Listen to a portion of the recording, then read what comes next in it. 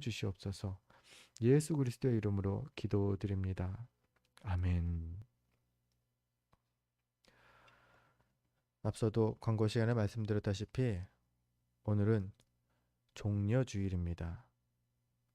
이날 예수님께서 어린 나귀를 타고 예루살렘에 입성하신 날이죠. 그때 사람들은 반응은 그랬습니다. 왕을 맞이하듯이, 개선한 전쟁에 승리한 장군을 맞이하듯이 자신의 옷과 종려나무 가지를 바닥에 깔고 호산나를 외치면서 예수님과 그 일행을 맞이합니다. 그들의 이 외침은요, 이제 폭동을 일으켜서 이스라엘의 왕이 되고 다윗 시대의 번영을 이루어줄 거라고 예수님에 대한 기대를 가진 그러한 환호성이었습니다. 그렇지만 예수님께서 왜 이날 예루살렘에 입성을 하십니까? 예수님께서는 어린 나귀를 타고 예루살렘에 입성하신 것은 스스로 왕이 되기 위해서가 아니라 십자가를 지시기 위해서였죠. 그리고 그 주 금요일 아침에 예수님께서는 골고다 언덕에서 십자가에 못 박히십니다. 오늘이 그 십자가를 지시기 위해서 예수님께서 예루살렘에 입성하신 그 종려주일이죠. 특별히 오늘 우리는 사람들의 환호성, 그 호산나 호산나 열광하는 그 환호성에 집중하는 것이 아니라 그 이면에 가려진 예수님의 십자가 고난, 곧 겪게 되실 그 십자가 고난에 초점을 맞춰서 오늘 말씀을 살펴보려고 합니다. 예수님께서 십자가 고난을 겪으신 그 사건은요, 그냥 갑작스럽게 일어난 사건이 아니죠. 이미 오래전부터 구약 시대에 이미 선지자 이사야를 통하여서 예언되었던 사건이죠. 기원전 BC 700여 년 전에 살았던 사역했던 이사야 선지자가 메시아가 겪어야 할 길이라고 하면서 예언하는 그런 말씀이 이사야서 53장에 기록되어 있습니다. 그 중에 4절과 5절에는 이렇게 예수님의 십자가 고난을 예언하고 있습니다. 그는 실로 우리의 질고를 지고 우리의 슬픔을 당하였거늘 우리는 생각하기를 그는 징벌을 받아 하나님께 맞으며 고난을 당한다 하였노라. 그가 찔림은 우리의 허물 때문이요 그가 상함은 우리의 죄악 때문이라. 그가 징계를 받음으로 우리는 평화를 누리고 그가 채찍에 맞음으로 우리는 나음을 받았도다. 이 이사야서의 말씀은 장차 오실 메시아가 겪으실 고난을 예언하는 말씀이죠. 그 예언의 내용은 이렇습니다. 그 오실 그분이 고난을 당할 것이다 라는 예언입니다. 첫 번째는요. 그분이 오셔서 분명히 고난을 당하게 될 것이야. 왕처럼 군림하게 될 것이다가 아니라 고난당하시는 메시아시다 라는 겁니다. 두 번째 예언의 내용은요. 방금 읽어드렸던 내용에서 이사야서에서 그 내용은 우리의 허물과 죄악을 그분이 담당하실 것이다 라는 예언입니다. 그리고 세 번째 예언의 내용은요. 그분으로 인하여서 우리는 평화와 나음을 받을 것이다 라는 예언입니다. 이것이 예수 그리스도의 십자가 그 고난을 통하여서 이루어진 그 예언의 내용들이죠. 그런데 이 분명한 예언의 말씀이 있는데도 주님이 예수님께서 이 땅에 오셨을 때에 사람들은요 전혀 깨닫지를 못하죠. 오히려 고난받는 예수님을 비난하고 조롱하죠.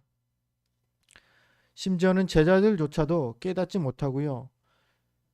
예수님께서 가시는 그 길 가운데에 서로 높아지려고 싸움만 하고 있습니다.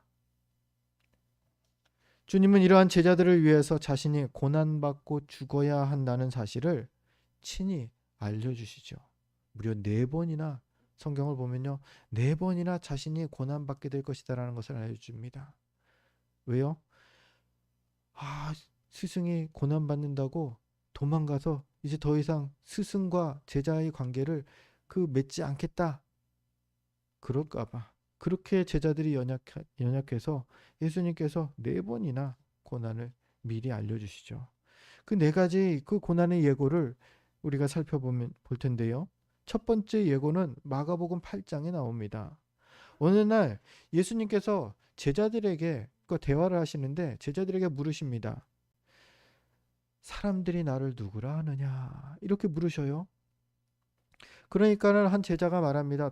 누군가는 예수님을 세례 요한이라고 하더라고요. 또 다른 제자가 대답합니다. 누군가가 예수님을 엘리야가 다시 환생한 것이라고 말합니다. 그리고 또 다른 제자가 말합니다. 선지자 중에 누구 한 명이 아닐까 얘기를 합니다. 즉 예수님은 선지자십니다.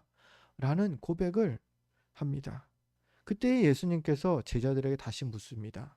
그러면 너희는 나를 누구라고 하느냐? 너희는 나를 누구라고 보고 있느냐? 그러자 베드로가 유명한 고백을 하는 거죠. 베드로의 신앙 고백. 주는 그리스도시요 살아계신 하나님의 아들이십니다. 이 유명한 고백을 합니다. 예수님께서 많이 칭찬을 해줍니다. 야, 베드로야, 너 진짜 옳은 정확한 답을 말했다. 내가 그리스도고, 내가 메시아고, 하나님의 아들이야. 그러면서 천국 열쇠도 맡기시고 너희 그 신앙 고백 위에 반석을 세워 교회를 세우겠다 말씀하시고 많은 칭찬을 받죠. 그러고 나서 예수님께서 바로 말씀하시는 게 내가 이제 곧 고난을 받게 될 것이다 말씀하시는 겁니다. 자신이 고난을 받아서 죽게 될 것을 말씀하십니다. 그 말씀을 하시자마자 베드로가 칭찬받아서 기분이 아주 좋았던 것 같습니다. 벌떡 일어나서는 당당하게 말합니다. 예수님, 절대 예수님께서 그런 고난을 겪게 제가 내버려 두지 않겠습니다. 제가 다 막아드릴게요. 예수님의 반응이 어땠습니까? 베드로는 기대했을 거예요. 또 한 번의 칭찬을 기대했을 것 같습니다. 야, 내가 예수님 제자 중에서 내가 최고가 되는 거야. 그런데 오히려 예수님께서 칭찬했던 것보다 더 강하게 꾸짖으시죠. 어떻게 해요? 사탄아, 내 뒤로 물러가라. 사탄이라고 말할 정도로 강하게 베드로를 꾸짖으십니다. 그때 성경에서는 제자들이 예수님께서 왜 그런 말씀을 하셨는지 도무지 이해를 못했다 말합니다. 왜 자신이 죽게 될 거라는 말을 하셨는지, 그게 무슨 의미인지, 왜 베드로를 그렇게 혼내셨는지 이해를 못하죠. 제자들뿐만 아닙니다. 심지어 베드로는요, 자기가 한 말 때문에 예수님께 책망까지 지금 듣고 있습니다. 베드로의 말은 여러분 어떻습니까? 예수님을 사랑해서 한 말 아닙니까? 예수님과 끝까지 동고동락하겠다라는 그런 멋진 말 아닙니까? 그런데 왜 예수님께서는 사탄아라고까지 표현하시면서 혼내실까요? 그건요, 그 베드로의 말이 하나님의 뜻에 어긋나 있었기 때문이죠. 아주 훌륭한 말이고 좋은 말이고 멋진 말인 건 맞는데, 듣기 좋은 말인 건 맞는데 딱 하나 하나님의 뜻에 어긋나 있었다라는 문제 때문에 예수님께 꾸지람을 받죠. 십자가에서 죽으심이 하나님의 뜻이고 계획이신데 그걸 막겠다고 했으니까 말이죠. 그리고 이것은요, 우리들 누구나가 할 수 있는 실수입니다. 100번이고 1000번이고 했는데요. 이것이 정답이고 진리다 라고 생각이 드는 거, 그것을 우리는 하잖아요. 근데 그것은 정답이 아닐 수가 있다라는 겁니다. 내 생각에 100번이고 1000번이고 옳다고 해서요, 그것은 반드시 진리다가 아니라는 겁니다. 정답이 아니라는 겁니다. 내 생각이 아니라 하나님의 생각이 정답이고 진리라는 것을 우리가 고백해야 할 것입니다. 여기서 베드로는 실수를 한 것이죠. 정말 누구나 들어도 옳은 말이고 좋은 말인데 하나님의 뜻 안에서는 이건 틀린 답이었다는 거죠. 바라기는 저와 여러분이 내 생각을 내려놓고요. 항상 주님의 뜻을 따라서 진리 안에 거하시기를 주의 이름으로 축원드립니다. 예수님의 첫 번째 예고는 바로 그 베드로의 신앙 고백 직후에 있었습니다. 그리고 두 번째, 예수님께서 고난 받으실 것을, 죽음 당하실 것을 예고하시는 것이 마가복음 8장이었죠. 첫 번째가, 두 번째 9장에서 9장 31절에 나옵니다. 인자가 사람들의 손에 넘겨져 죽임을 당하고 죽은 지 3일 만에 살아나리라. 예수님께서 말씀하십니다. 그 배경에 대해서는 성경에 기록되어 있지는 않습니다. 그냥 갈릴리에서 계시다가 갑자기 하신 말씀 정도로 이렇게 성경이 그 배경 상황을 언급합니다. 그런데 제자들의 반응은 정확히 기록하고 있습니다. 마가복음 9장 32절이죠. 그러나 제자들은 이 말씀을 깨닫지 못하고 묻기도 두려워하더라. 제자들의 반응이 이랬다는 거예요. 예수님께서 또 이상한 말씀을 하신 거예요. 얼마 전에도 그 말씀하시더니 베드로를 막 꾸짖으시더니 이번에 또 그 말씀하십니다. 자기가 죽으실 거라는 거를. 또 다시 살아난다는 뭐 이런 말씀을 하셔요. 예수님의 이런 말씀에 제자들은요, 어떻게 반응해야 할지 당황한 것 같습니다. 얼마 전에 베드로가 말했다가 그 예수님의 이 말씀에 뭔가 자신이 절대 그럴 일 없습니다. 답했다가 크게 꾸지람 들은 적이 있죠. 그런 일도 있었기 때문일 것입니다. 그래서 막 당황했을 거예요. 이런 말씀하실 때 내가 무슨 답을, 어떤 게 정답일까? 정답을 모르겠는 거예요, 제자들이. 당황했다. 성경은 그렇게만 말합니다. 그래서 제자들은요, 예수님의 말씀을 깨닫지 못했는데도 두려워서 아무도 예수님께 묻지를 못하고 있는 겁니다. 이게 예수님께서 두 번째로 고난받으실 것을 예고하시는 장면입니다. 그리고 또 한 장이 지나서 마가복음 10장에서 예수님께서 세 번째 예고를 하십니다. 10장 33절에서 34절, 오늘 본문 바로 직전인데요. 이렇게 말씀하십니다. 보라, 우리가 예루살렘에 올라가노니 인자가 대제사장들과 서기관들에게 넘겨짐에 그들이 죽이기로 결의하고 이방인들에게 넘겨주겠고 그들은 능욕하며 침뱉으며 채찍질하고 죽일 것이나 그는 3일 만에 살아나리라. 세 번째로 예수님께서 자신이 죽임당하실 것임을, 고난받으실 것임을 예고하고 계십니다. 그 상황은 예루살렘에 올라가시던 길, 예루살렘에 가시던 길이다라고만 기록되어 있습니다. 그런데 이 예수님의 이 예고가 이 종전보다도 훨씬 더 구체적으로 자신이 당하실 고난을 말씀해 주시는 것을 우리가 보게 됩니다. 대제사장들과 서기관들이 그에게 내가 넘겨질 것이고 그들이 나를 채찍질하고 죽일 것이다. 그리고 3일 만에 다시 살아날 것이다. 좀 더 종전보다 더 구체적으로 예언을 하십니다. 이에 대해서 제자들의 반응, 이 마가복음에 오늘 방금 읽어드린 말씀 그 다음에는 기록되어 있지는 않습니다.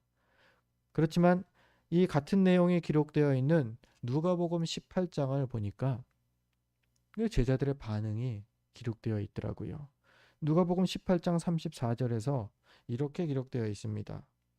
제자들이 이것을 하나도 깨닫지 못하였으니 그 말씀이 감추었으므로 그들이 그 이르신 바를 알지 못하였더라.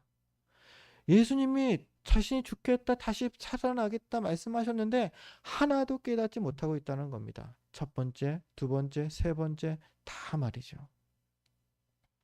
특별히 누가복음 18장 34절에서는 그 말씀이 감추었으므로, 그 이유가 이렇게 기록되어 있습니다. 말씀이 감추어졌다. 하나님께서 제자들이 깨닫지 못하게 하셨다라는 것이죠. 그들이 성령을 받고 나서야 이 모든 일을 깨닫게 되죠. 요한복음 14장 26절에 예수님께서 그래서 이러한 언급을 하시죠. 보혜사 곧 내 아버지께서 내 이름으로 보내실 성령, 그가 너희에게 모든 것을 가르치고 내가 너희에게 말한 모든 것을 생각나게 하리라. 그렇습니다. 하나님의 말씀을 깨달아 알게 하는 것. 그것은요, 성령 하나님께서 하시는 사역입니다. 우리가 그렇습니다. 100번 읽어도 이해되지 않는 어려운 하나님의 성경 말씀도 성령께서 깨닫게 하시면요, 한 번에 깨달을 수도 있는 것입니다. 반대로 아무리 간단한 말씀도요, 성령께서 감추신다면요, 깨달아지지 않고 지루하고 이해가 안 되고 답답하고 나와 관계없는 말씀이 되어버린다는 겁니다. 예, 말씀의 앞에 설 때에 우리가 항상 그래서 성령의 은혜를 구해야 하는 것입니다. 우리가 오늘도 그렇고요. 매주 말씀을 읽고 말씀을 증거하기 전에 잠깐 기도를 합니다. 성령 하나님 함께해 주시옵소서 기도하는 것입니다. 아무리 훌륭한 달변가가 설교를 한다고 해도, 아무리 똑똑한, 아무리 박학한 그 청중이 그 성도가 말씀을 듣는다고 해도 그것이 무조건 은혜가 되는 것이 아니라는 겁니다.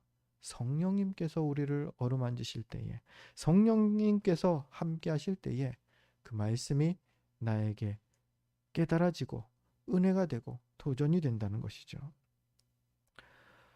우리가 그래서 우리 세움교회 성도 모두가 말씀 앞에 설 때마다 깨닫게 하시는 성령의 도우심을 구하시고요.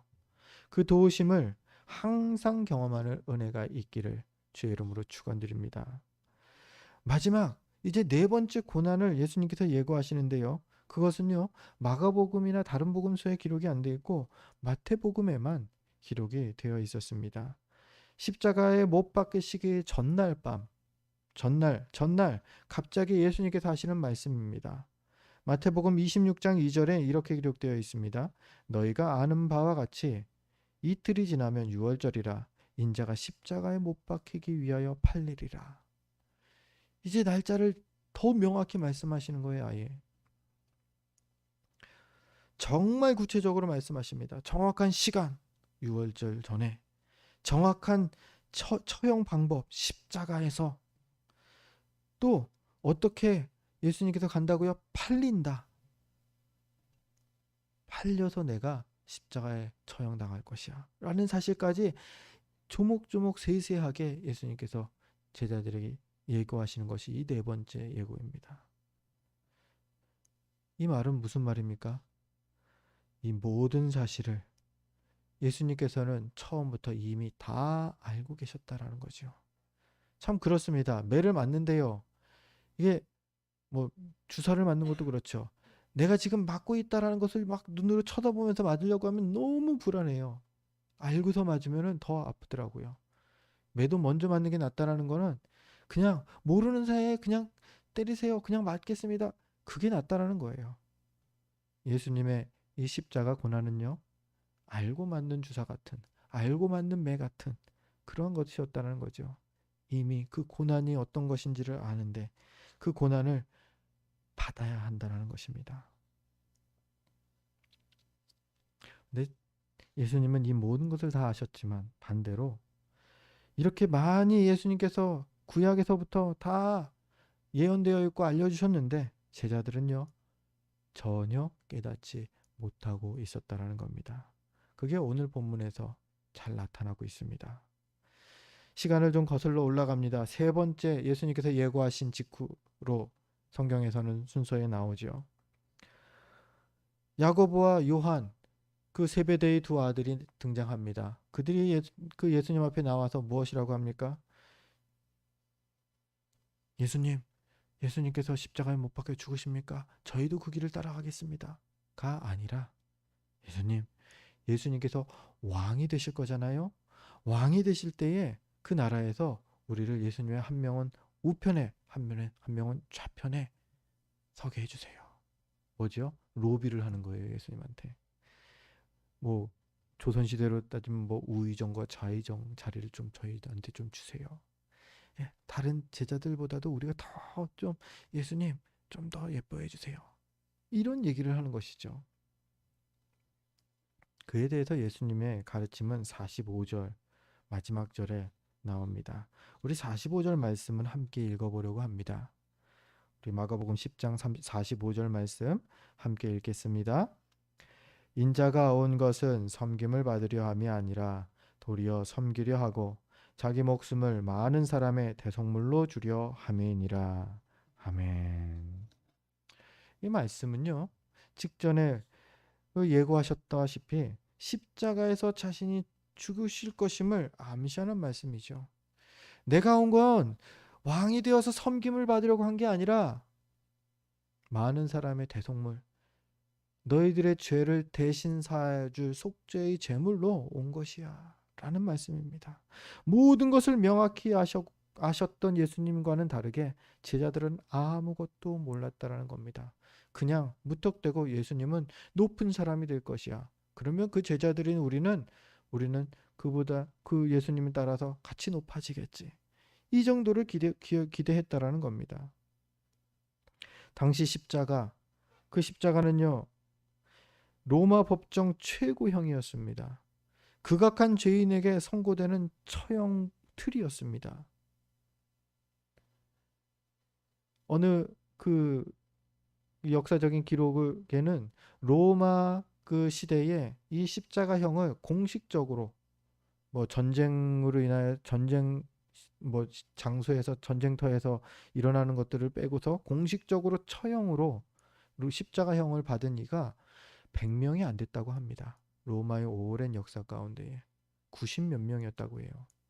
그만큼 이 십자가형은요, 끔찍했고 이 십자가형은 많은 그 처형을 내리는 그 판결하는 이 입장에서도 이것은 조금 조심스러운 그 형이었다라는 겁니다.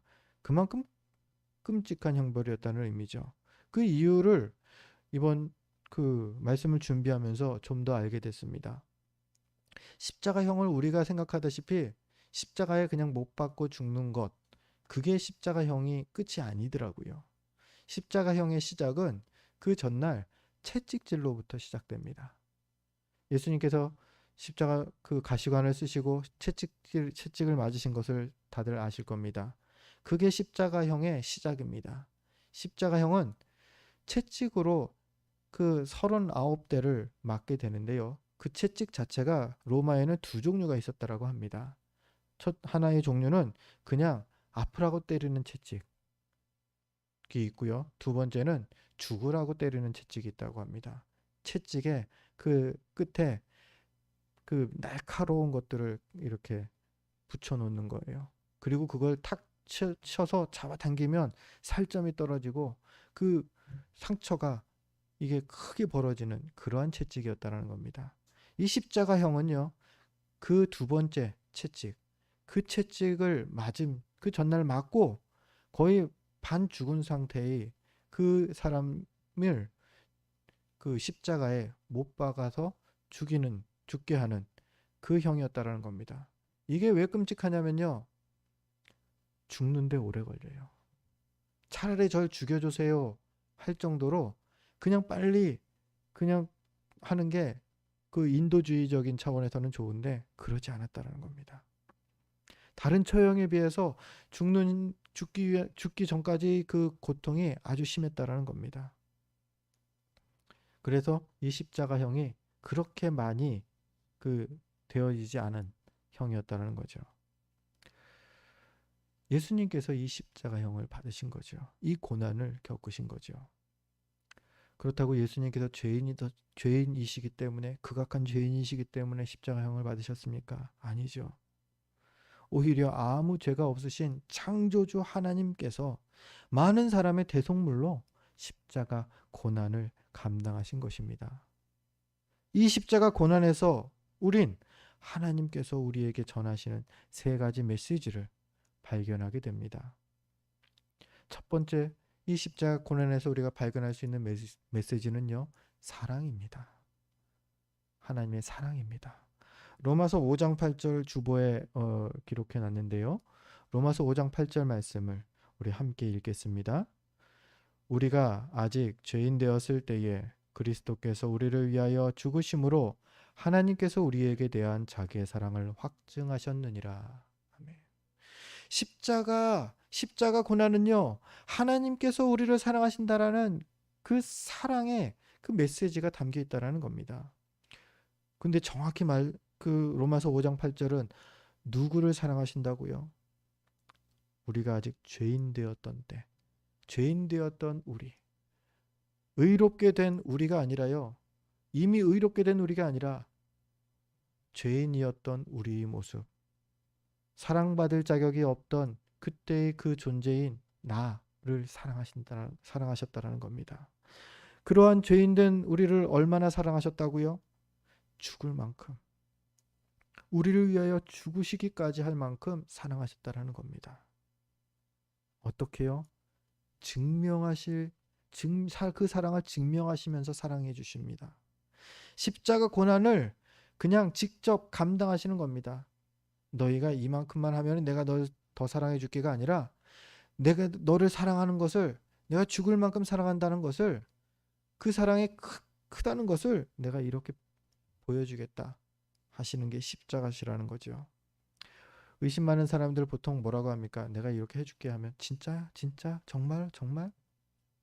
그러면 보통은 그러죠. 한 서너 번 하면 짜증이 납니다. 아유, 좀 믿어봐. 좀 믿어봐. 그렇게 못 믿냐?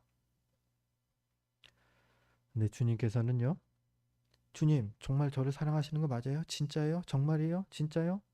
구약시대의 오랜 시간 동안 그렇게 사람들이 묻습니다. 하나님께서는 진짜야. 그래, 맞아. 정말이야. 그리고 십자가로 그것을 보여주십니다. 100번이고 1000번이고 하나님께서는 우리에게 그래, 내가 너 사랑하는 거 맞아. 표현해 주십니다. 그게 우리가 십자가를 통해서 받게 된 하나님의 사랑입니다. 또 십자가의 고난은요, 용서의 메시지를 우리에게 전해줍니다. 십자가의 고난, 예수님의 그 십자가 고난이 우리에게 용서요, 화해의 메시지를 줍니다. 원래 하나님과 인간의 관계를 표현하는 가장 좋은 표현은요, 바로 이겁니다. 짝, 평행선, 평행관계. 이게 하나님과 우리의 관계예요. 왜요? 원래는 하나였는데 죄로 인하여서 갈라져 버려서 쭉 평행선, 결코 하나님께로 우리가 넘어갈 수가 없는 존재가 되어버린 겁니다. 하나님의 공의로우심 때문에 하나님께서는 죄를 절대 용납하지는 않으십니다. 인간은요, 이미 죄인입니다. 그래서 영원한 평행선 관계일 수밖에 없던 하나님과 인간의 관계. 그런데요, 그 관계에 변화가 생긴 겁니다. 바로 예수 그리스도께서 우리 대신 죄값을 지불하신 겁니다. 그리고 이 둘 사이에 다리가 되어 주십니다. 그 죄값이 바로 십자가 고난이죠. 십자가에 못 박히심으로 우리 대속물로 그 죄값을 대신 치러 주신 겁니다. 그래서 우리가 지금 오직 믿음만으로 천국에 들어갈 자격이 생긴 겁니다. 우리가 구원받게 된 것입니다. 이것이 바로 평행선일 수밖에 없던 우리의 하나님과의 관계를 예수 그리스도가 연결시켜 주신, 다리가 되어 주신 그 은혜라는 것입니다. 십자가 고난, 거기에는 그래서 화해의 메시지가 담겨 있습니다. 우리가 이제 하나님과 화해하게 된 겁니다. 하나님의 용서를 받게 된 것입니다. 세 번째로요, 십자가 고난에는요, 순종의 메시지가 있습니다. 원래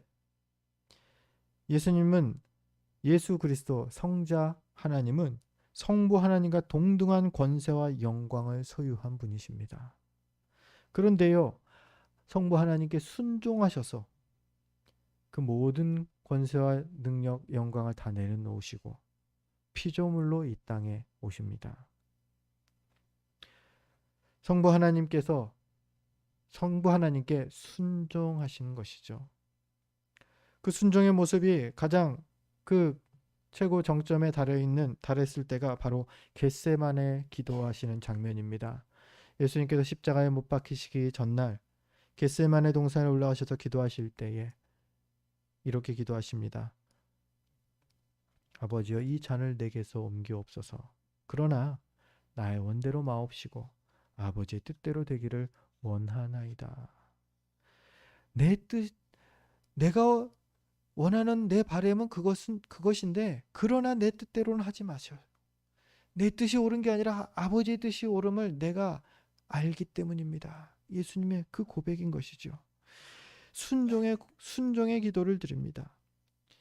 예수님께서 하나님의 뜻에 순종하기를 고백하고요. 그리고 십자가에 달리시죠. 예수님께서 이렇게 순종하십니다. 십자가의 고난은 이 순종을 의미합니다. 그런데요, 여기서 예수님의 말씀은 끝나지 않습니다. 요한복음 13장에 보면요, 예수님께서 제자들의 발을 씻기면서 이렇게 말씀하십니다. 내가 주와 또는 선생이 되어 너희 발을 씻겼으니 너희도 서로 발을 씻기는 것이 옳으니라. 내가 너희에게 행한 것 같이 너희도 행하게 하여 본을 보였노라. 예수님의 삶은요, 본을 보여주시는 삶이었습니다. 그 제자된 우리가 주님을 따라가도록 본을 보여주신 삶입니다. 십자가에서 못 박히시는 것, 이 순종하시는 것, 그것 또한 우리 본이 되시는 그러한 모습인 것을 우리가 기억해야 할 것입니다. 예수님께서는 그러면은 십자가에 못 박히심으로 하나님께 순종하십니다. 그럼 우리는 어떻게 순종합니까? 마가복음 8장 34절에서 예수님께서 우리에게 이렇게 말씀하십니다. 아무든지 나를 따라오려거든 자기를 부인하고 자기 십자가를 지고 나를 쫓을 것이니라.